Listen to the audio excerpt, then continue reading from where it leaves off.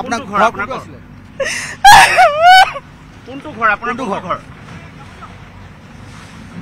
আপনি কোনটো ঘৰত আছিল ক'ত বজাৰ আছিল আপোনাৰ মাৰিব মই যাগে মাৰিব নহলে বজাৰ আছিল আপোনাৰ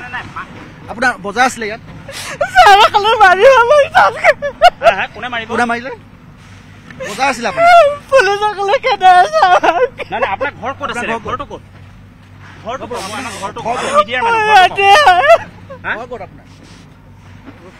নাই আমাক মাৰিব পিছত থাকিব নিদিও আমাক যাম আপুনি থাকিছিল কোনটো জেগাত থাকি লৈছিল আপুনি চাই আছে মই যাগে মানে ক'ত আছিলে আপুনি ক'ত আছিলে ক'ত আপোনাৰ দোকান আছিলে ইয়াত নাই চোৱা ক'ত আছে সব মোৰ দাদা 1974 1974 মোৰ দাদাৰ নাগাই মোৰ দাদাৰ হাত কাটি দিছিলে নাগাই ইয়াতে তো 97 মানে আব্বাই কোৱা মতে আৰু তো সেই টাইমৰ পৰা আমি ইয়াত আছো নাগাৰ পৰা আমি জমিনখিনি মানে মোৰ দাদাই বজাই ৰাখিছিলে মানে নাগাৰ পৰা এইটো জমিনটো কাৰ হয় এইটো জমিনটো এনেতো ৰিজাৰ্ভ ফৰেষ্ট হয় কিন্তু হিষ্ট্ৰীটো বহুত ডাঙৰ হয় তো মই থুলমুলকে মোৰ যিমানখিনি জ্ঞানত আছে সেইখিনিতে মই কৈ আছো তো তাৰপিছত চব আমি ইয়াত ইমান পুৰণাৰ পৰা আছো যেতিয়া নটিচটো দিছে কমচে কম আমাৰ নথি পত্ৰকেইটা চাওক মোৰ মোবাইলতে আছে 1979 ফৰেষ্ট ৰেঞ্জৰ অফিচাৰ ছাৰৰ পৰা চিগনেচাৰ কৰি ডকুমেণ্টছ দিয়া ডকুমেণ্টছো আছে আমাৰ 1979 আপোনাৰ ফৰেষ্টৰ মানুহে ডকুমেণ্ট দিছে লাগিলে চাব পাৰে আপোনালোকে আৰু আপোনাৰ ওচৰত কি নথি আছে অসম চৰকাৰ কি নথি আছে সব আছে ছাৰ সব আছে 1979 পৰা লৈ পেলাই তাৰপিছত আকৌ আপোনাৰ ভোটাৰ লিষ্ট 1993 1985 কি লাগে আপোনালোকৰ 1997 আগৰ পৰা আমাৰ ডকুমেণ্টছ আছে ইয়াত যেতিয়া নোটিছ পত্ৰকেইটা দিয়া হৈছে ঠিক আছে আমি আমাৰ CM ছাৰৰ কথা মানিলো তো কমসে কম আমি বাধাটো দিয়া নাই নতুন মানুহ আপোনাৰ মতে আপোনালোকৰ মতে নতুন মানুহ সোমাইছে ন তো নতুন মানুহ সোমাইছে আপোনালোকে সাৰ্ভে কৰক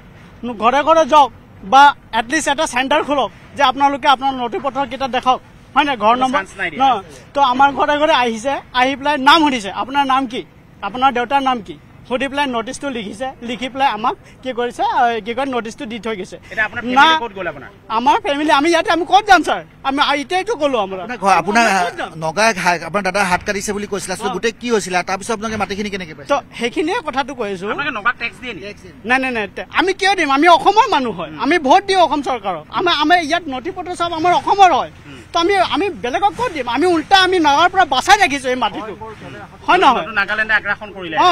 এই 2-3 দিন আগৰ কথা এজন বুঢ়ী মানুহ এজনক নাগাই আহি পেলাই এই 3 দিন আগত ধমকি দি পেলাই 4টা ছাগলী লৈ গৈছে নগাই এতিয়া শুরু কৰিলে এতিয়া চলাই আছে ইয়া নগা ওপেন ঘূৰি ফুৰিছে আপোনালোকে আহাৰ আগত 2 দিন আগত এই বজাৰত আহি পেলাই পুৰা জীৱনত মানে দম পোৱা নাই সিহঁতে বহি পেলাই বজাৰত এটা আড্ডা মাৰিবলৈ 4জন নাগা বহি পেলাই মদ খাই আছে তো ইমানখিনি তাহাঁতৰ পাৱাৰ বাঢ়ি গৈছে এই 2 দিনৰ ভিতৰতে তো সেইখিনিলৈকে মই নাযাওঁ মোৰ কথা হৈছে আমাৰ কথাটো আপোনালোকে যেতিয়া ইয়াত আহিছে আহাৰ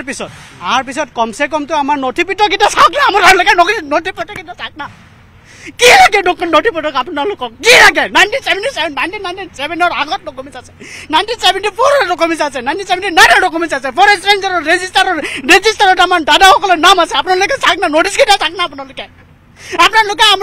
আমাৰ নথি পত্ৰ কিয় নাচায় দুদিনে নে আগতো নগা আহে ইয়ালৈ আৰু কোটা মতে কমসে কম 10-15 দিন তো টাইমটো দিয়ে আমাক 7 days not even 7 days 6 daysৰ আন্ডাৰতে আমাক ইমান হেৰেসমেন্ট চলাই আছে ঘৰে ঘৰে গৈ পেলাই পুলিচসকলে আমাক গৈ পেলাই আৰক্ষীসকলে গৈ পেলাই দম দি আছে কিয় খালি কৰে না কিয় খালি এতিয়া দেখিছে নাই কমসে কম